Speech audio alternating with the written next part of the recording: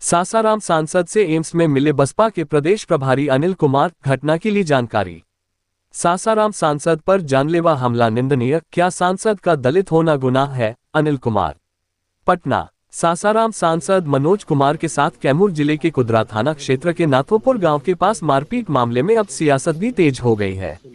Bahujan Samaj party के प्रदेश प्रभारी अनिल कुमार शुक्रवार की देर रात पटना एम्स में इलाजरत घायल सांसद से मिलकर घटना की जानकारी ली और कुशलक्षेम जाना। बसपा प्रदेश प्रभारी ने पत्रकारों से बात करते हुए कहा कि यह घटना अत्यंत निंदनीय है। बहुजन समाज पार्टी इस घटना की घोर निंदा करती है। बिहार में जब शासन सुरक्षित नहीं तो जनता का क्या हाल होता होगा, ये सोचनीय विषय है। सांसद पर ईंट से जानलेवा हमला में सर फट गया है। उनको बेहतर इलाज के पटना एम्स में भर्ती कराया गया है और अभी तक किसी की गिरफ्तारी नहीं हो पाई है। नीतीश कुमार की सरकार में यह क्या हो रहा है? क्या सासाराम के सांसद का दलित होना गुनाह है? क्या शोषित वंचित की आवाज बनना गुनाह है? आज बिहार में सांसद की पिटाई हो रही है और शासन और प्रशासन के लोग हैं हाथ पर हाथ रखकर तमाशा देख है। उन्होंने कहा कि जनता द्वारा चुने गया शासन के साथ इतनी बड़ी घटना हो गई और आज 2 दिन बाद भी किसी की गिरफ्तारी न होना ये दर्शाता है कि बिहार और देश बाबा साहब के संविधान से नहीं चल रहा है। ऐसा प्रतीत होता है कि अब शोषित वंचित का नाम लेना खतरे से खाली नहीं है। हम इस घटना से शर्मसार है। आखिर बिहार में नीतीश कुमार और शासन प्रशासन में बैठे लोग क्या चाहते हैं? दलितों, वंचितों, पिछड़ों का इस राज्य में उनके हक और अधिकार खत्म करने की कोशिश की जा रही है। सांसद और विधायक की आवाज को कैसे दबाने का प्रयास किया जा रहा है? नीतीश कुमार की सरकार और बिहार में सामंतवाद और मनुवाद सर चढ़कर बोल रहा है। अनिल कुमार ने कहा कि सरकार को इस मामले में संज्ञान लेने की जरूरत है। अब तक न नीतीश कुमार इस मामले में कुछ बोल पा रहे हैं, न ही इनके पार्टी के लोग बोल पा रहे हैं। उन्होंने कहा कि अगर यह मामला किसी बड़े लोग या जाति का होता तो बिहार का परिदृश्य कुछ होता, मगर दलित शोषित का मामला होने के कारण इस घटना की दबाने का प्रयास किया जा रहा है। नीतीश कुमार जी के आंखों पर चश्मा लगा हुआ है, उन्हें चश्मा उतारकर देखने की जरूरत है। उन्होंने कहा कि जिस राज्य में सांसद विधायक सुरक्षित नहीं है, वहां के मुखिया कहे कि हम सुशासन की सरकार चला रहे हैं तो यह अशोभनीय है। अनिल कुमार ने कहा कि बहन मायावती के निर्देश पर हम माननीय सांसद से मिलने आए हैं। बहुजन समाज पार्टी सांसद महोदय के साथ है।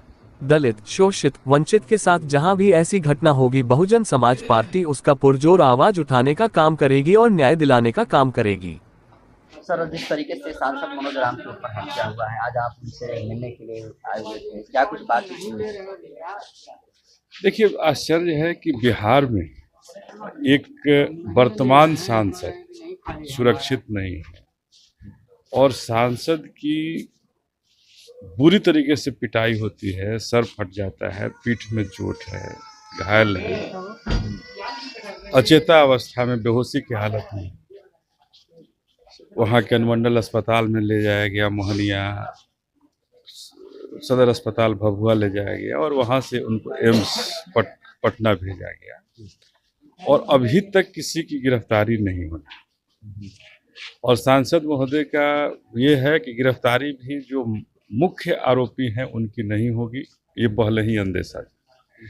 तो हम तो कहना चाहते हैं कि ये लालू यादव जी के राज को जंगल राज अगर कहा गया तो उस काल में भी किसी सांसद को इस तरह से पिटाई नहीं हो पाई, माथा नहीं फटा। लेकिन नीतीश कुमार के राज में क्या हो रहा है? एक तरफ यहाँ के सासाराम के सांसद, क्या दलित होना गुनाह है? क्या शोषित दलित वंचित की आवाज बनना गुनाह है? क्या बाबा साहब ने आरक्षण देकर के अगर दलितों को सांसद बनाने का अधिकार दिया, पिछड़ों अति पिछड़ों को सांसद बनने का अधिकार दिया, तो क्या ये उसका शिकार हो रहे हैं? क्या आज हमारे बिहार में सांसद सुरक्षित नहीं, उनकी पिटाई हो रही है और शासन और प्रशासन के लोग हाथ पर हाथ धर के बैठे देख रहे हैं, तमाशा देख रहे हैं। आज तक अगर 2 दिन हो गया, 2 दिन में किसी की गिरफ्तारी नहीं होना, सांसद का, माननीय सांसद का ये है कि हो सकता है जो मुख्य आरोपी है उनकी गिरफ्तारी नहीं भी हो। तो ये बता रहा है कि बाबा साहब के संविधान से हमारा भारत नहीं चल रहा है, बिहार नहीं चल रहा है और शोषित दलित वंचितों का नाम लेना अब खतरे से खाली नहीं है इस बिहार के। सर, इससे पहले गोपाल रविदास जो कि फुलवारीशरीफ के विधायक हैं, उनके ऊपर भी जो है जातिवादी रूप से टिप्पणी किया गया है, क्या कहेंगे इस पर? और लगातार इस तरीके से जो दलित चाहे एमएलए हो चाहे एमपी हो, इस तरीके से जातिवाद का शिकार हो रहा है। देखिए, यही तो आश्चर्य है कि आज अगर 26 जनवरी का घटना था, गोपाल रविदास को झंडा नहीं फहराने दिया गया, स्कूल का उद्घाटन नहीं करने दिया गया और उस पर सरकार संज्ञान नहीं लेती, सरकार में बैठे लोग संज्ञान नहीं लेते, तो नीतीश कुमार जी क्या चाहते हैं? नीतीश कुमार जी के साथ बैठे लोग, शासन प्रशासन के लोग क्या चाहते हैं कि क्या दलितों का, शोषितों का, वंचितों का, पिछड़ों का, अति पिछड़ों का शासन से और इस राज्य से अधिकार खत्म हो गया? एक सांसद और विधायक का जो अधिकार है उसको कैसे दबाने का प्रयास किया जा रहा है? किस कुत्सित मानसिकता के लोग हैं जो इसको दबाना चाह रहे हैं?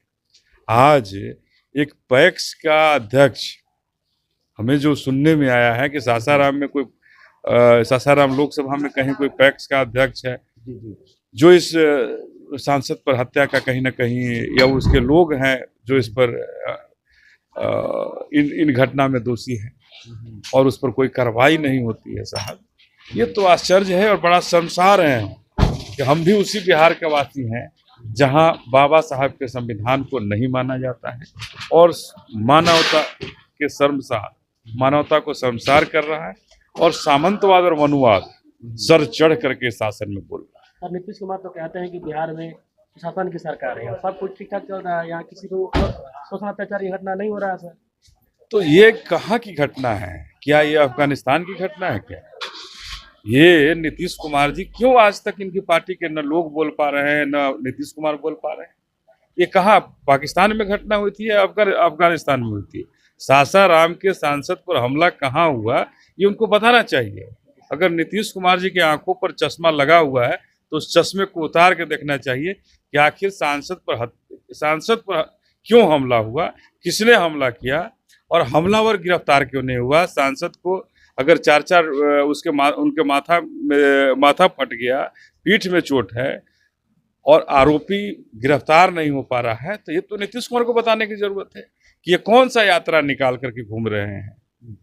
जिस बिहार में सांसद सुरक्षित नहीं है, विधायक को झंडा तोलन से रोका जा रहा है और उस राज्य का मुखिया कहे कि हम बड़ा सुशासन चला रहे हैं, तो हम तो ये नहीं मान रहे हैं।